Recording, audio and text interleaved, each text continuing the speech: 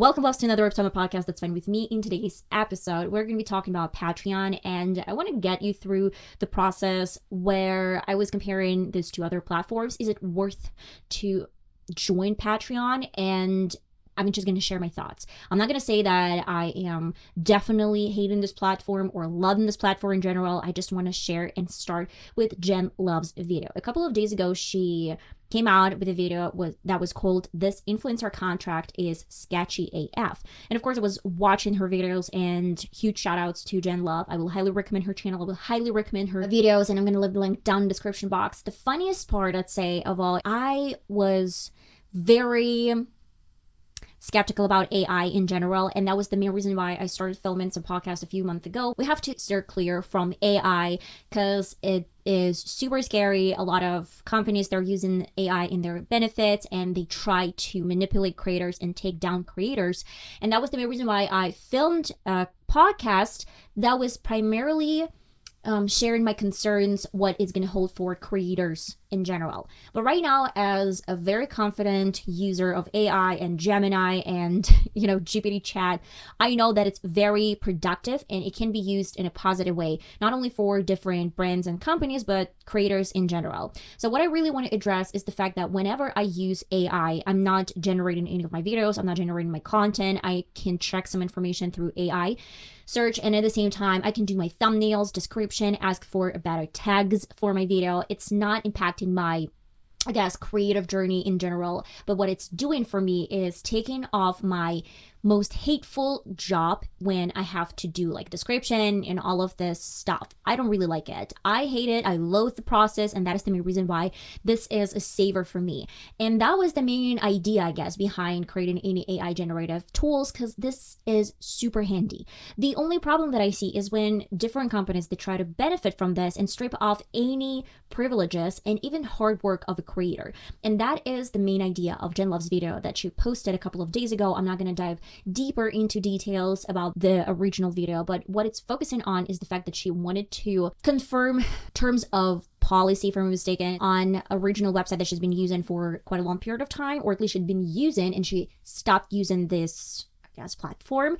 And when she tried to read through the contract, or at least certain license that they provided, she had to agree on so many things to literally sell your channel and maybe even your soul. So the key thoughts from this video was that she had to give them right to provide data of her subscribers, what they're using, what apps they're using, or at least what the companies they're checking. So this is going to be targeted advertisement in the future, and then they can actually change the original video of a creator and create something that is going to be beneficial for them. And on top of this, they are not going to ask your permission to use your video, and they can actually take all your platforms without your consent if they feel like you are not following their guidelines. At the same time, you cannot sue them. You're gonna give them rights to all of the content, and on top of that, if they generate some content that is breaking some rules or whatever, you are, or like the creator is going to be responsible for this video that they never created, that was created or changed with the help of AI. Of course, AI is beneficial, but the problem is that how these companies, they try to use that in their own benefit, and it's going to be beneficial only to them. And that was the main reason why I would say it just caught me off guard when people, they use AI not to do any work. I mean, not as a helpful tool to work with their content, but they're literally taking the script of the original video of someone who spent their time and researched, and they just reword it with AI, and then they create some AI generated videos. And social media is becoming a dumpster. Honestly, I see so many generated videos that are so trashy, they're not interesting, and they literally just look like a lot of spam. That is the main reason. Of course, there are going to be something positive about changes, and it's going to be something negative about changes. My thoughts are the following. Not every single person has a lawyer, but I do know that a lot of the companies, they have their lawyers. And what really caught me off guard a little bit, I'm going to post this particular screenshot from Jen Love's video and her subscriber, or at least someone who commented on the video, that really just I'm gonna read it and then I'm gonna give you my 2 cents. I'm a contracts lawyer of 25 years, including years of IP and licensing. Typically, when these come to me, I call the company and ask them if they have any idea what their contract says. 9 times out of 10, they don't, and are horrified when I explain it. The ones who do understand are not worth working with because they've clearly had problems in the past, which is a red flag. I also can't imagine this was written by an actual attorney as opposed to AI, because any lawyer who understands basic contracts law knows the vast majority of this is not enforceable. This company is counting on the general public not knowing that. My first reaction and my initial reaction is that even if I sign something, I don't really think it's irreversible. Sometimes I think they can break the law by making me being in charge of someone's work that I did not perform, even if I signed that. So that was my first thing. And second thing, this very smart person, I don't know, it was JC76, mentioned that every single time he or she tries to contact the company, 9 times of 10, they have no idea. But my point is the following. This is a huge company, not even a huge company, but this is a brand that has other advertisement companies on their website. I don't really think they can operate without any lawyer or attorney because they have to make a pact or deal with these companies. So the question is, are they really unaware of the fact that they have some very strict rules in their contract, or they just play dumb and they say, oh, I didn't know that? Because someone actually put this information in the description. And I don't really know. What do you think, guys? Let me know. I am not an expert. That is the main reason why I'm just sharing my, again, 2 cents to tell you what is the main reason why I was, a little bit skeptical about having any deals with any brands. And I do get a couple of suggestions from other brands that offer me, weird deals sometimes. And I'm like, am I selling my soul if I just sign any type of contract? And you have to be very, very cautious, whatever you sign. And let me tell you that whenever you are including AI in this process, and clearly there's probably something generated with the help of AI, in my opinion, it's very clear that it's not always has to be done with AI only, because attorneys there are for a reason. And of course, I feel like even if they created this, they should have at least showed these terms, policy, I guess, to make sure that it's not breaking any actual laws. I have my doubts that these companies have no idea what they actually created. And that gets me to the point that I was seeing a lot of different creators and a lot of YouTubers that were sharing their experience with the Patreon. The Patreon is a social media platform that was created in 2013. It was launched in 2013, even earlier than TikTok. And honestly, I did not know anything about Patreon up until, I guess, 2026, 13 years later. And a lot of the times I was like, what is Patreon? Why do they share some weird experience that you've never been able to grasp from any other platforms? And why are they advertising these platforms so much? And I started comparing this to my YouTube or maybe even some Instagram. I don't really use Instagram much, just for my occasional purposes, because I don't really think that my life is that interesting to share this every single day. And then I have TikTok. I'm not really a huge fan of TikTok. So I was like basically doing this through YouTube lens because this is my main platform. And then I was comparing this to the Patreon. So what I saw from different people, some people say that Patreon is not worth your time. Certain people, they're clearly seeing benefits of Patreon. You have to know that you have to pay commission for every single platform. If you have your own website, cool. If you don't, you have to pay. So YouTube takes about 30% from your income if you're doing the membership. And I don't really know if it is applied to a standard video, because I don't really think so. I believe that for a video, you get a standard rate from YouTube, and then you can earn from that a commission from different ads. For Patreon, if I'm mistaken, you get from basic package to a premium, and then it gets to probably like 10%. And they have, if I'm mistaken, the plan is going from 5 to 12% from your earnings, and then you get like 10% as a standard rate. I didn't dive into this deeper. If you're interested in Patreon in particular to set up your account, you're mostly welcome. But the concept is that you're going to get them commission whenever you start earning money. So if you don't get any money, you're not going to get and pay any commission. What I think is very strong about YouTube and Instagram as well as TikTok, the algorithm is working on you. It's working in your favor most of the time. Of course, I totally understand that not every single person is super famous and rich and whatever. Not every single creator is getting a lot of views. But at the same time, time, Patreon requires you to get your fan core audience to bring this into Patreon. Of course, they're going to share your content or at least your page with other creators, not even creators, but their audience. But it's not a great model, in my opinion, because they advertised Patreon as a platform for your fans. They're going to pay to support you. And if your channel is promoted to these fans, it's not given any guarantees that these fans are going to come to you because they're supporting their favorite creator. That is the main reason why it's pointless if you have, I don't know, like I do 1,457 subscribers as of today, then probably it just makes no sense because I don't have this like real fan core audience in a big scale. Maybe 10%, but 10% is basically 100 people. But I don't know, maybe even less than 10%. I love my subscribers. I appreciate them, but I'm not really sure that my subscribers are willing to pay for this type of content. And if they're going to be 5 or 10 people, that's great. But is it worth their energy to pay me money for like, I don't know, $20 a month? I don't know. And then you have a potential to earn from ads and memberships if you have YouTube or Instagram or TikTok. And as for Patreon, most likely you just have a month subscription from your fans. And most of the time your fans, they're not going to be subscribed in 3 months. The statistics is quite brutal that not every single person is interested in this type of content in the long term.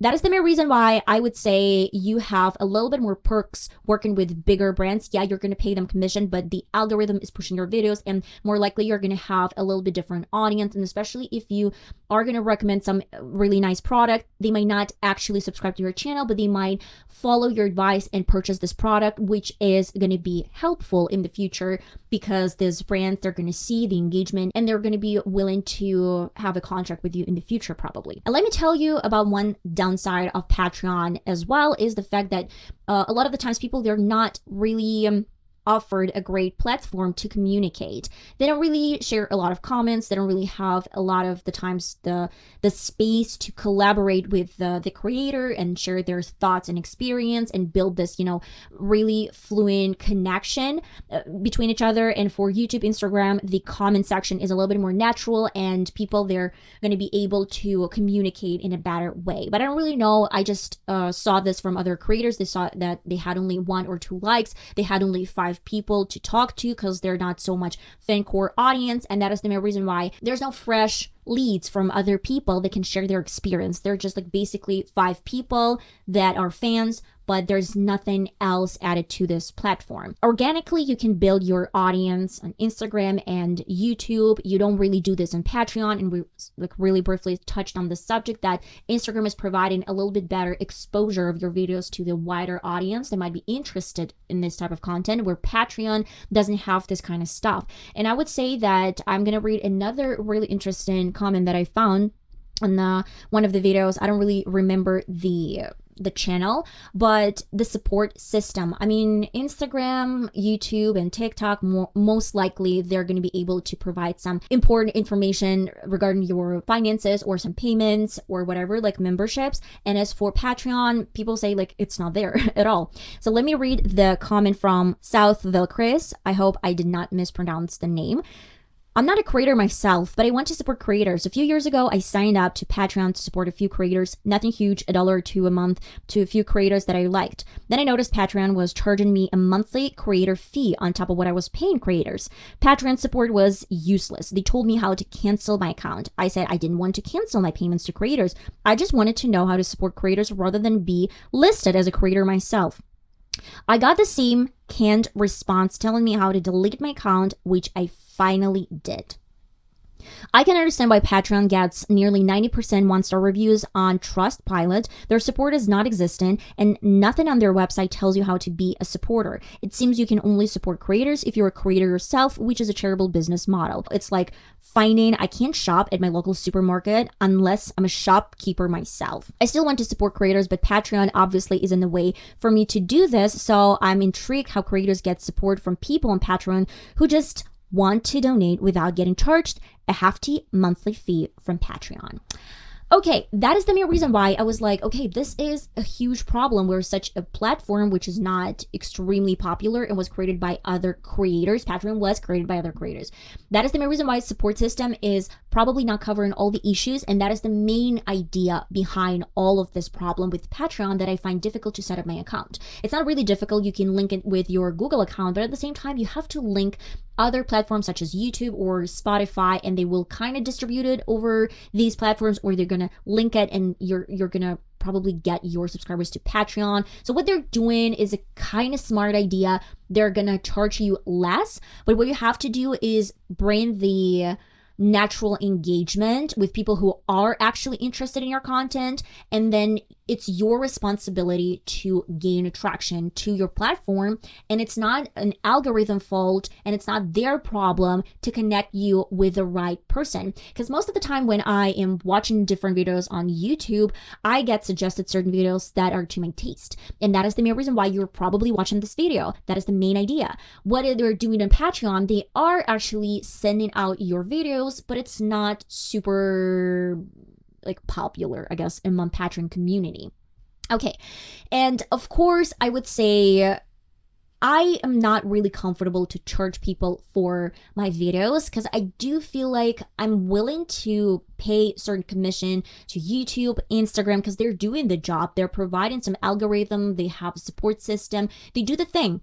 And for the Patreon, they're doing this, but not so much because I'm bringing my fans and my audience. And especially I'm pissed when I see people sharing their recipes and they're sharing like very beautiful results on their Instagram page. And then when you try to check their recipe, they're like, you have to buy this recipe. I'm like, what if I don't really like this recipe? Why do you set up an account which is requiring for me to buy just aesthetically pleasing content to watch? But what if I really hate this recipe? And I know that years prior, there were some books that you didn't know if these recipes were good. That was the main reason why you had to buy the entire book to find out. But I know that, for example, Joshua Weissman, he has some books, but he has a lot of free recipes that you can try. And my husband, he actually purchased this book as my birthday present because I really love cooking. And naturally, I know that I love his recipes. That is the main reason why I was willing to go and buy his book and support him in this way. Same thing is happening with maybe other creators that are sharing their experience, but through ads. I support them by watching these ads, maybe buying some other products from different companies that can support this creator instead of charging them some extra fees and extra money. And especially I create a lot of content on my YouTube. I have 2 videos, then 1 podcast, and at least 5 shorts a week. So to add more and show you behind the scenes, I don't really know, should I reduce the amount of, I guess, creations on my YouTube page for you to pay for that, or should I create more content? Well, it's quite it's too much. It's too much, guys. I'm sorry. I have to do my red note. I have to upload subtitles and do all the stuff behind the scenes. That is the main reason I don't really think this is a great idea for me to start something new and add more. And it can be pretty exhausting for you and for me at the same time. And I want to, finish and wrap this up with the final thoughts that I have. And maybe you didn't know about this, and maybe you did. But honestly, a lot of the times influencers, they actually buy their followers, they buy their subscribers, and they buy views. I saw this on YouTube maybe 3 years ago when they offered me to buy subscribers and views. And I'm like, I was so disappointed because I was feeling like now they're gonna stop pushing my videos or any other videos of other people, and then they're gonna force you to buy subscribers and views. Now I can definitely see that maybe it doesn't really work this way, but it turned out a lot of the times influencers, they do buy their subscribers. And one of the influencers that I was watching, who was earning money and commission from other ads and brands, confessed that she purchased 100 subscribers to hit 1,000 mark. And that is crazy. And what is the reason is that the company sees that you have about like 2,000, 3,000 subscribers, and you have maybe thousands of views, and they're going to pay you to promote their content. But they're not so stupid and dumb because they're paying you money. So sometimes in return, what they ask is to show your YouTube studio. So the studio shows how many views or like watch hours are actually there, how many comments they're leaving, like my subscribers are leaving, the engagement, the statistics and analytics. That is the main reason why it's not always that easy to buy thousands of subscribers, thousands of views that are not actual views. This is just a random number, which is, it looks beautiful, but that's a dead weight. That's a great example. When I lived with my parents, we had a neighbor, and this neighbor is a friend, used to be somewhat a friend of my mom. My mom, she had like, now they're not friends because of certain, I guess, issues, and I'm going to tell you what is the issue in a sec. And then my other relatives, they keep in touch, but not still great friends. So what turned out, the neighbor purchased an Instagram account. This account had about 100,000 followers, kind of like followers, but this is a bot account full of bots and full of just a dead weight subscribers. Those are not real subscribers. These are just some random number that Instagram put in the tab so you can see that there's some kind of a lot of subscribers. This person, this neighbor, started doing some weird stuff, buying coats made of fur, and this was really like bad quality furs, or like the ones that were almost breaking apart. And then she paid some chicken peas to some workers that worked on these coats, not to repair them in a good quality standard practice, but to make them more or less acceptable. And then she sells them back to some other customers as a very luxury coat product. In a month or so, a lot of people, they started complaining that the coats were falling apart, and she closed down all the comments from her Instagram page, and she doesn't even have a lot of Instagram page followers. Most of her posts, they have only 2 or 3 likes, and I'm like, how is that possible that you get only 2 or 3 likes per post if you have 100,000 subscribers on your page? And I realized that a lot of the times those were not real subscribers. So what they're doing, they're buying these accounts so people see that, wow, that's a legitimate business because they're selling you something. And a lot of times if people are willing to subscribe to the channel, then there's a good stuff.